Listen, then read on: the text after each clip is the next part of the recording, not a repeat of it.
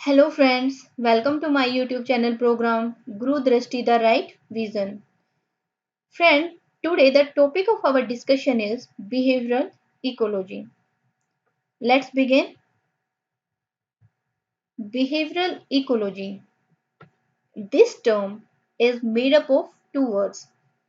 One is the ecology, another is the behavioral. Behavioral जो है वो behave word से originate हुआ है और जो ecology है it has the two words that is eco plus logy. Eco means ecosystem, logy means to study. अगर हम एक इकोसिस्टम को पढ़ते हैं तो वो क्या होती है इकोलॉजी। और अगर एक ऑर्गेनिज्म का हम रिलेशन पढ़ते हैं, बिहेव पढ़ते हैं उस पर्टिकुलर एनवायरनमेंट के प्रति, उस पर्टिकुलर एनवायरनमेंट में प्रेजेंट ऑर्गेनिजम्स के साथ, तो वो क्या हो जाता है बिहेवियरल इकोलॉजी। एक ऑर्गेनिज्म कैसे बिहेव कर रहा है दूसरे ऑर्गेनिजम्स के साथ, अपने एनवायरनमेंट के साथ, वो क्या है बिहेवियरल इकोलॉजी। देखिए हम बहुत ही कॉमन से एग्जांपल लें। अगर हमें कहीं पे सांप दिख जाए तो हम क्या करेंगे, हमारा बिहेव एकदम चेंज हो जाएगा। हो सकता है अगर हमारे पास कोई लकड़ी वगैरह हो तो हम उसे मार दें if we have that much dare. Okay, और अगर इतना डेयर नहीं करते हम तो हो सकता है हम उस प्लेस से भाग जाएं। ठीक है, तो उस पर्टिकुलर एनवायरनमेंट में पर्टिकुलर टाइम पे जो हमने बिहेव शो किया उसको अगर हम पढ़ते हैं that is the behavioural ecology.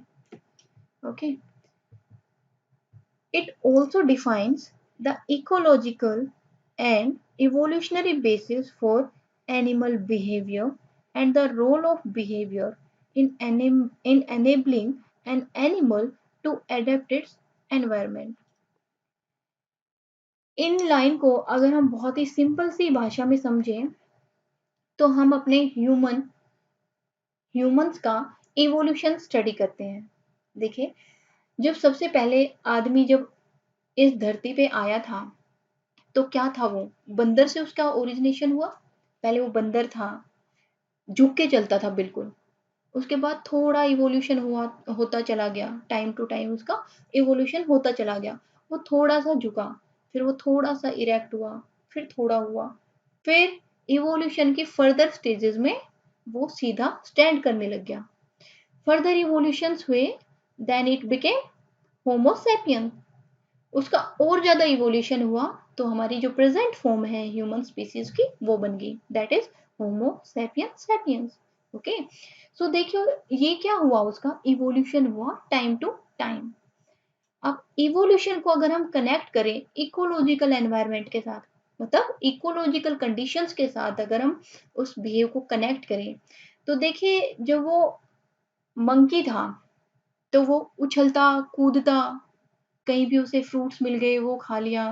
फिर उसका थोड़ा इवोल्यूशन हुआ, उसने देखा कि फायर कैसे डिस्कवरी होगी उसकी, फायर की बाय चांस उसने दो स्टोन्स को रगड़ा, फायर बन गई। उसमें किसी जानवर का मांस गिर गया, वो पक गया, उसने सोचा यार ये टेस्टी है तो मुझे पका के खाना चाहिए। इस तरीके से उसने खाने में उसका टेस्ट अलग हुआ, उसे पता चला कि पका हुआ मांस ज्यादा अच्छा लगता है। ठीक है, तो ये समय के साथ साथ बहुत सारे चेंजेस होते चले गए। फिर क्या हुआ, वो सेटल होने लग गया, उसकी जो इकोलॉजी जो हमारे एनवायरनमेंट था उसके साथ उसका बिहेव चेंज हुआ, क्योंकि पहले वो पेड़ों पे रह रहा था, अब फिलहाल क्या कर रहा था, वो घर में रहने लग गया। तो ये टाइम टू टाइम ये इवोल्यूशन होता गया, उसमें चेंजेस आते गए। ओके, तो उसका जो बिहेव था एनवायरनमेंट के साथ वो भी बदलता गया।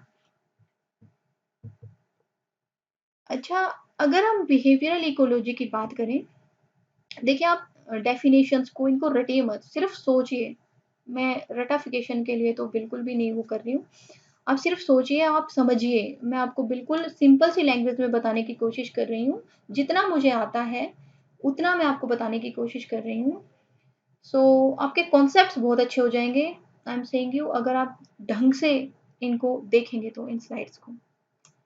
देखिए बिहेवियरल जो इकोलॉजी है, आप आप थोड़ा सा सोचिए कि एक ऑर्गेनिज्म एक पर्टिकुलर एनवायरनमेंट में बिहेव कैसे कर रहा है और क्यों कर रहा है, what is the reason in that way that particular organism is behaving with the other organisms. Okay, देखिए अगर हम बात करें तो हर किसी को सबसे पहले प्राइमरी रिक्वायरमेंट क्या है कि उसका पेट भरा हुआ होना चाहिए, उसे सबसे पहले खाना चाहिए। इसीलिए हम लोग पढ़ते हैं कि हाँ हम अच्छी सी लाइफ जी सकें, हम अच्छे से सरवाइव कर सकें। तो सबसे पहली पर्टिकुलर नीड क्या होती है एक ऑर्गेनिज्म की सरवाइव करने के लिए? फूड, उसे खाना चाहिए। ठीक है, दूसरा क्या है कि उसे अपने आप को सेफ रखना है, बचाना है कि मुझे कोई और ना खा ले। देखिए छोटे से छोटा जो ऑर्गेनिज्म है वो कोशिश करता है कि मैं जिंदा रहूं, कोई भी नहीं होगा, कोई not a single organism is present in the whole earth कि जो चाहे कि हाँ मुझे खा ले कोई प्रीडेटर और मैं उसका प्रे बन जाऊं, कोई नहीं चाहेगा। हर कोई ये कोशिश करता है कि मैं बचा रहूं। इवन जो छोटी से छोटी चींटी होती है उसे भी अपनी लाइफ बहुत ज्यादा प्रीशियस होती है, she also wants to survive. So तीसरा जो है वो है रिप्रोडक्शन।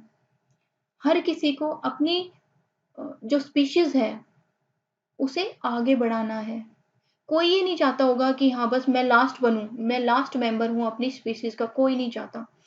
ह्यूमन बींग्स तो बहुत हाई स्पीशीज है, जो हम लोअर वन है उनमें देखिए आप, जो बिल्कुल हम सिंपल लें, बिल्कुल प्रोकैरियोट्स में लें, हर कोई ये चाहता है कि मैं मल्टीप्लाई करूं, मेरी ऑर्गेनिजम्स जो मेरी प्रोजेनी है वो बहुत ज्यादा हो।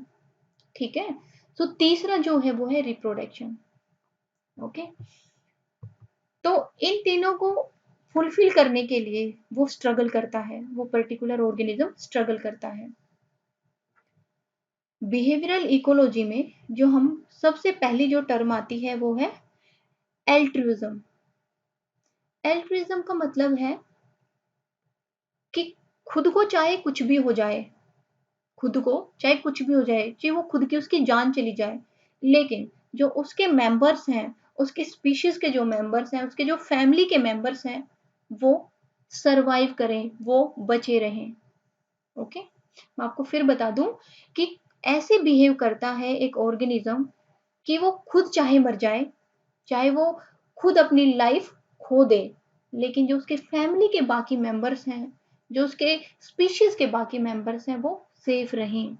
ओके, सो देखिए an organism is called to behave altruistically when its behavior benefit other organisms at a cost to itself.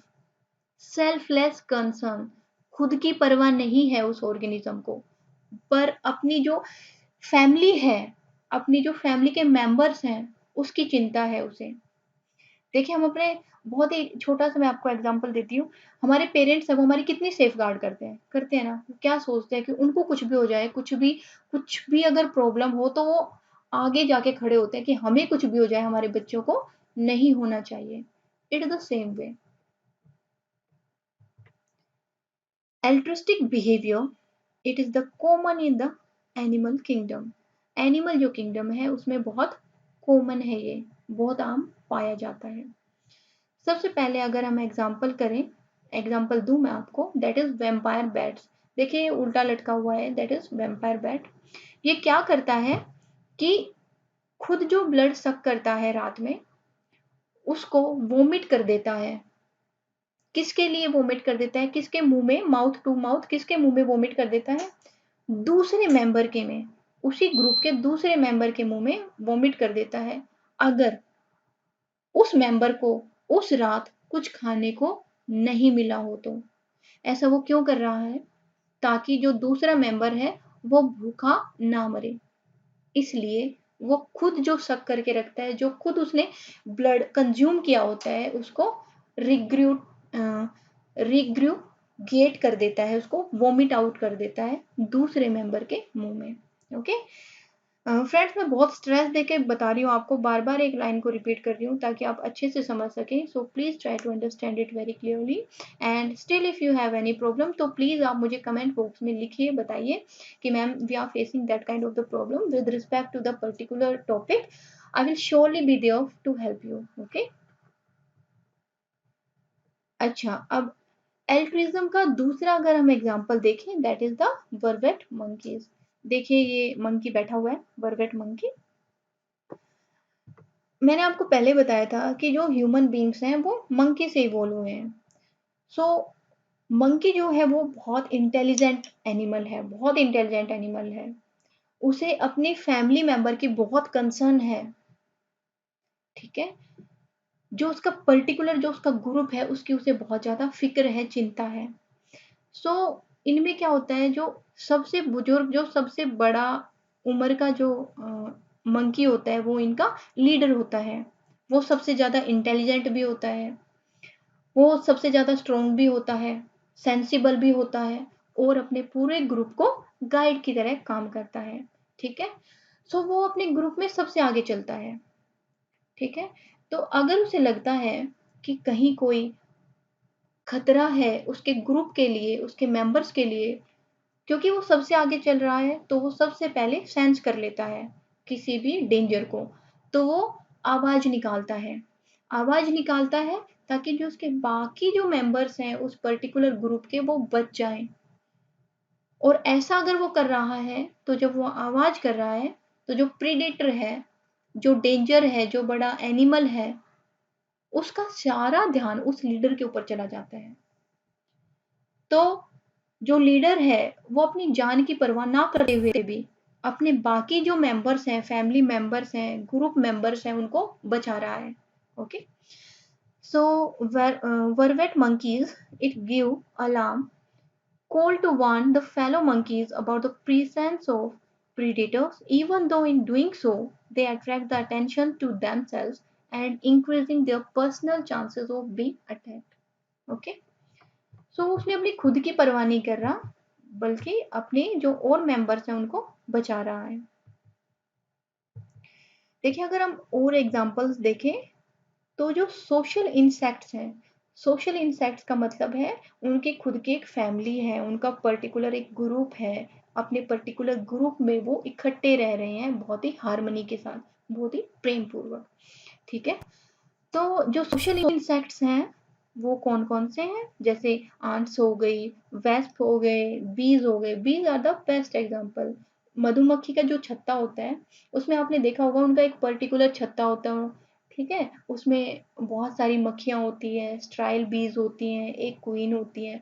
तो जो स्ट्राइल होती हैं उनके खुद की प्रोजेनी नहीं है, बिकॉज दे आर स्ट्राइल, वो प्रोड्यूस नहीं कर सकती। बट जो क्वीन प्रोड्यूस कर रही है वो सिर्फ और सिर्फ उसी प्रोजेनी को क्या कर रहे हैं, फीड कर रहे हैं, उसके लिए वो पूरा नेस्ट तैयार कर रहे हैं, अपनी पूरी जो मेहनत है वो डिवोट कर रहे हैं उस क्वीन के लिए, और उस जो प्रोजेनी है जो प्रोड्यूस की है क्वीन ने उसको संभालने के लिए। Okay. So sterile female workers they devote their whole life, अपनी पूरी जिंदगी। देखिए कितना अच्छा एग्जाम्पल है ये, देखिए मतलब such a beautiful creature they are. कितना अपनी पूरी जिंदगी किसी और के बच्चे के लिए, किसी और के लिए डिवोट करना सबसे, मतलब मैं क्या बोलूं, it's a very big thing जो हम ह्यूमंस में नहीं है। हम किसी और के बच्चे को ऐसे नहीं पाल सकते। लेकिन देखिए जो ये इंसेक्ट्स हैं, how beautifully these are created by God. Sterile female workers, they devote their whole life to care for queen. उस queen को केयर करने में अपनी पूरी जिंदगी निकाल देते हैं। ओके। दूसरा, they are constructing and protecting the nest. Nest को बना भी वही रहे हैं, उसको प्रोटेक्ट भी वही कर रहे हैं, फूड इकट्ठा भी वही कर रहे हैं, लार्वा जो है उसको नरिश भी वही कर रहे हैं। Okay, all these things are done by sterile female workers. They don't leave any offspring of their own. उनका खुद का बच्चा नहीं है, because they are sterile, they can't reproduce. So they have personal benefit zero. उनका खुद का कोई पर्सनल बेनिफिट नहीं है, बट क्योंकि वो ऐसा काम कर रहे हैं, हेल्प कर रहे हैं किसकी, क्वीन की। ओके। नाउ जो डार्विन्स थ्योरी है वो क्या कहती है, वो नेचुरल सिलेक्शन के ऊपर पॉइंट आउट करती है। और नेचर जो है वो हमेशा उन्हीं ऑर्गेनिजम्स को सिलेक्ट करता है जो फिट होते हैं फिट होते हैं, जो एनवायरनमेंट में अडॉप्ट कर पाते हैं।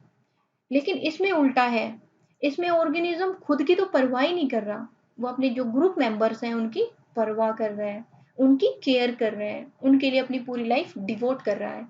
तो इसके कॉन्ट्रेरी है ये।